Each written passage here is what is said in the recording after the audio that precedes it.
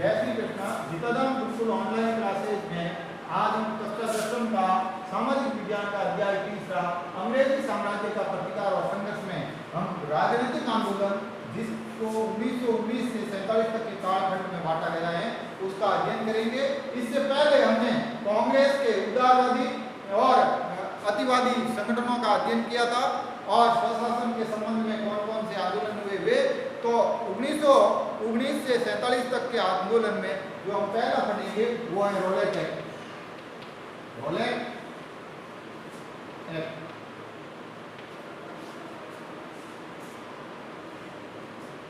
प्रथम युद्ध के विश्व युद्ध के समाप्त होने के बाद ब्रिटिश सरकार ने यह आश्वासन दिया कि भारतीयों को अधिकाधिक सुविधाएं दी जाएगी, लेकिन युद्ध समाप्ति के बाद अंग्रेज सरकार इस वादे से मुकर गई और उन्होंने फिर से जो आर्थिक शोषण और प्रेस से संबंधित कठोर नियमों पर लागू कर दिए और भारतीय जनता अंग्रेजों के इस विरोध में से डरी हुई थी।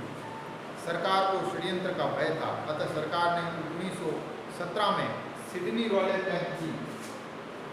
1917 में सिडनी रॉलेट की अध्यक्षता में एक अधिनियम पारित किया, एक कानून बनाया।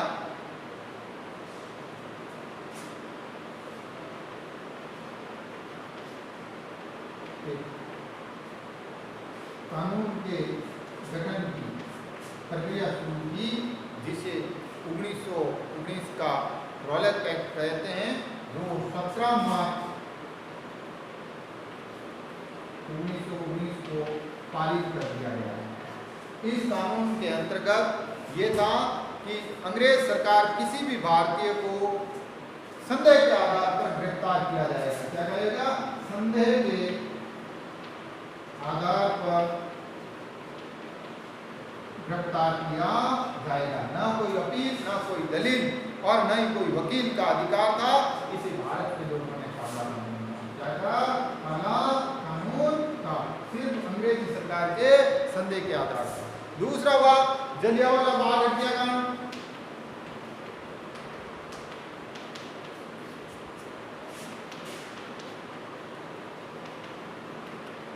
जलियांवाला बाग हत्याकांड ये हुआ जिसको 13 अप्रैल 1919 को 13 अप्रैल 1919 को इस रॉलेट एक्ट के विरोध में, क्या रॉलेट एक्ट के विरोध में सभा हुई। क्या हुई? सभा हुई। इस सभा पर जनरल डायर ने बगैर चेतावनी जो अमृतसर के जलियांवाला बाग में जो गोलियां चलाई और तब तक गोलियां चलती रही जब तक सारे सिपाहियों के या कंपनी के उस पलटन के जो हथियार कारतूस खत्म नहीं हो गए। इसमें उसी पर मौके पर जो 379 व्यक्ति मारे गए। कितने? 379 व्यक्ति हैं जो मारे गए और लगभग 1000 व्यक्ति घायल हो गए। क्या हो गए? घायल हो गए। ये भारत के लिए जो बहुत बड़ा आघात था। इसके बाद में हमारे यहाँ दूसरे और आए असहयोग एवं खिलाफत आंदोलन। क्या? असहयोग और खिलाफत आंदोलन।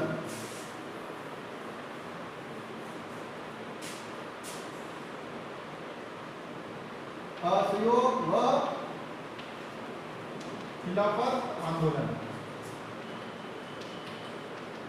असहयोग व खिलाफत आंदोलन 17 अक्टूबर 1919 को पूरे देश में खिलाफत दिवस मनाया गया है। कब?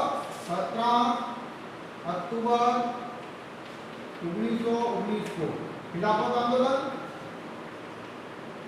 मनाया गया और गांधी जी ने इसी आंदोलन के वजह से गांधी जी को केसरे हिंद की उपाधि गांधी जी ने लौटा दी और 10 अगस्त 1920 को सैब्रिक की संधि हुई जिसमें तुर्की का विभाजन कर उसे धर्मनिरपेक्ष राष्ट्र घोषित कर खलीफा के पद को समाप्त कर दिया।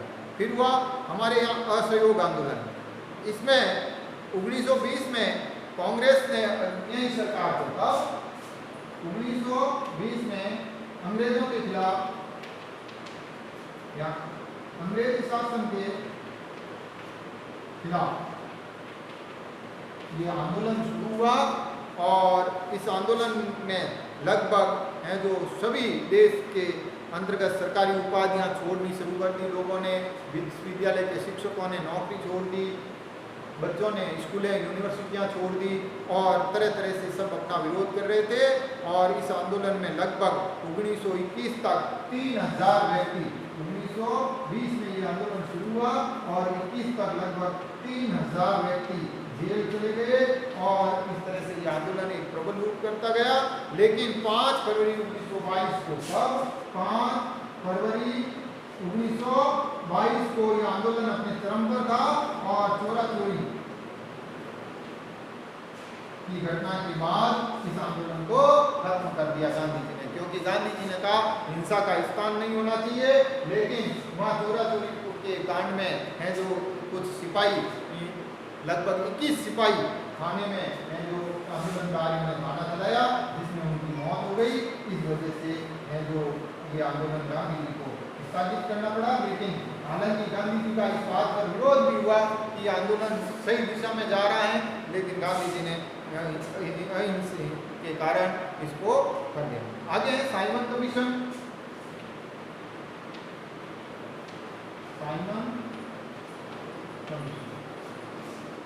साइमन कमीशन में 1919 में भारत सरकार ने 1919 के जो शासन अधिनियम थे, भारत शासन अधिनियम थे, उनकी समीक्षा, अधिनियम की समीक्षा के लिए है जो कानून बनाया था, समीक्षा के लिए कानून बनाया था।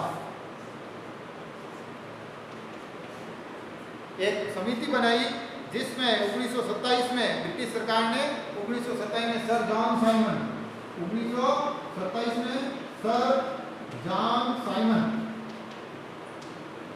की अध्यक्षता में एक समिति बनाई और इसके साथ इसके अनेक सदस्य थे, कुल 7 सदस्य थे। लेकिन इन 7 सदस्यों में भी कोई भारतीय नहीं था। 3 फरवरी 28 को जब ये मुंबई पहुंचा, 3 फरवरी 1928 को जब ये मुंबई के बंदरगाह पर पहुंचा तो लोगों ने इनका जबरदस्त विरोध किया और साइमन गो बैक के नारे लगाए। और इस कमीशन की रिपोर्ट 1930 में आई, जिसमें ऑपरेशन साम्राज्य की बात की। सविनय अवज्ञा आंदोलन और सविनय अवज्ञा आंदोलन जो शुरू हुआ था 29 दिसंबर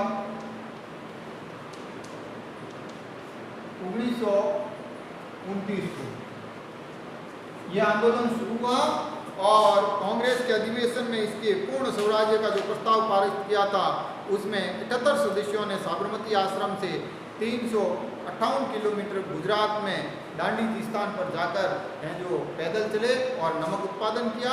6 अप्रैल 30 को दांडी पहुंचकर नमक बनाया और इस कानून को तोड़ना। इस तरह से अंग्रेजों का कई तरह से विरोध हुआ और धीरे धीरे 5 मार्च 1931 को 5 मार्च 1931 को एक संधि हुई है जो समझौता हुआ। उस समझौते के तहत इस कांग्रेस और गांधी जी कांग्रेस की तरफ से थे और लॉर्ड यूरिन के बीच हुआ और इसके बीच इस समझौते के तहत यह आंदोलन खत्म हुआ। फिर व्यक्तिगत सत्याग्रह शुरू हुआ। द्वितीय विश्व युद्ध प्रारंभ होने के बाद भारत में इस युद्ध में सम्मिलित होने के खिलाफ देश के विभिन्न भागों में हड़तालें हुई और गांधी जी ने व्यक्तिगत सत्याग्रह का प्रस्ताव रखा, जो 17 अक्टूबर 1940 को कांग्रेस ने व्यक्तिगत सत्याग्रह की बात रखी और गांधी जी द्वारा चुने हुए एक करके सार्वजनिक स्थानों पर पहुंचेंगे, युद्ध के खिलाफ भाषण देंगे, गिरफ्तारी देंगे। विनोबा भावे पहले सत्याग्रही थे जिन्हें 3 माह की सजा हुई। जवाहरलाल नेहरू दूसरे, बद्रीनाथ तीसरे सत्याग्रही थे। इस व्यक्तिगत सत्याग्रह में 30,000 लोग पकड़े गए। व्यक्तिगत सत्याग्रह जो शुरू हुआ आपका 17 अक्टूबर 1940 को विनोबा भावे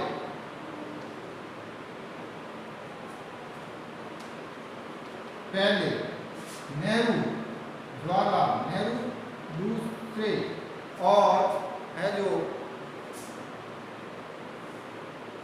ब्रह्मदत्त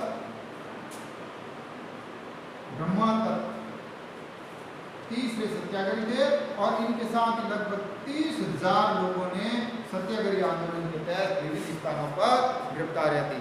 और 1942 में भारत छोड़ो आंदोलन सबसे बड़ा और हमारी इस राष्ट्रीय आंदोलन का जो तीव्र था, जो सबसे ज्यादा करने वाला आंदोलन, जो अपने चरम पर आंदोलन जिसको कहते हैं, वो आंदोलन था 1942 या भारत छोड़ो